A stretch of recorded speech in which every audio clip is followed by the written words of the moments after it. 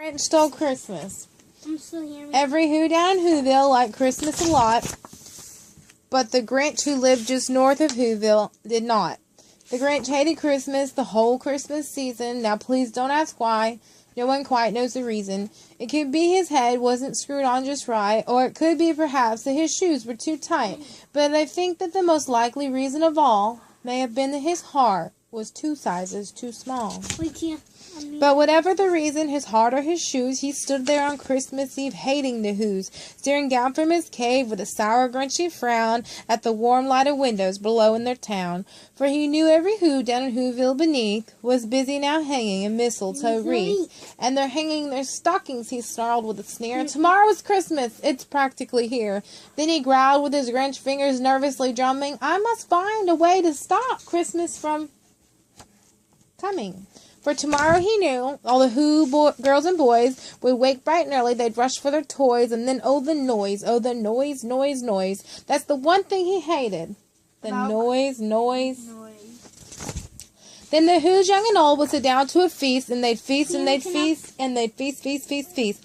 That would feast on Who pudding and rare Who roast beef, which was something the Grinch couldn't stand in the least. And then they'd do something he liked least of all. Every Who down in Whoville, the tall and the small, would stand close together with the Christmas bells ringing. They'd stand hand in hand, and the Whos would start singing. They'd sing, and they'd sing, and they'd sing. And the more the Grinch thought of this Who Christmas sing, the more the Grinch thought, I must stop this whole thing. Why, for 53 years I'll put up with it now. I must stop this Christmas from coming, but how? Then the Grinch got an idea. An awful idea. The Grinch got a wonderful, awful idea. I know just what to do. The Grinch laughed in his throat, and he made a quick Santa Claus hat and a coat, and he chuckled and clucked. What a great Grinchy trick. With this coat and this hat, I'll look just like Saint Nick.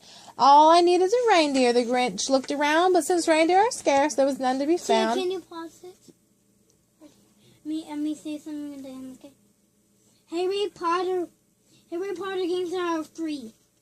No, we'll do that in a minute. I'm doing this because we're about to go. You're laying down.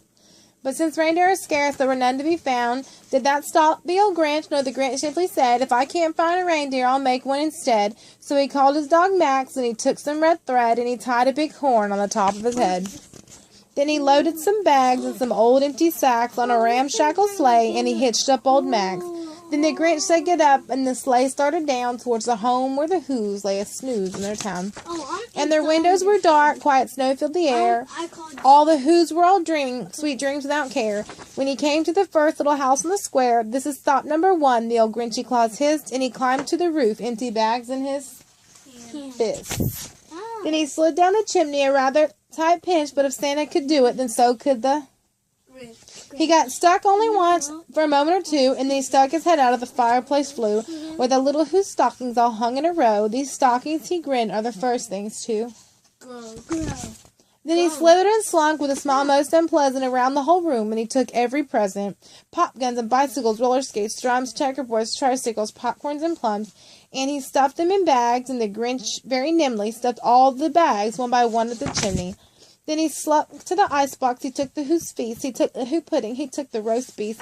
He cleaned out the icebox as quick as a flash, while the Grinch even took their last can of Who hash. Then he stuffed all the food up the chimney with glee, and now, grinned the Grinch, I will stuff up the tree. And the Grinch grabbed the tree, and he started to shove, when he heard the small sound like the coo of a dove. He turned around fast, and he saw a small Who. Little Cindy Lou Who was no more than...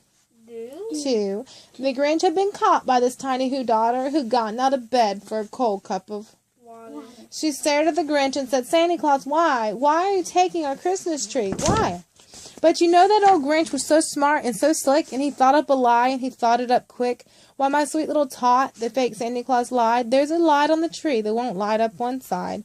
So I'm taking it home to my workshop, my dear. I'll fix it up there, and then I'll bring it back. And his fib fooled the child, then he patted her head, and he got her a drink and sent her to bed. And when Cindy Lou Who went to bed with her cup, he went to the chimney, and he stuffed the tree up. Then the last thing he took was the log for their fire. Then he went up the chimney himself, the old liar. On their walls he left nothing but the hooks and some wire.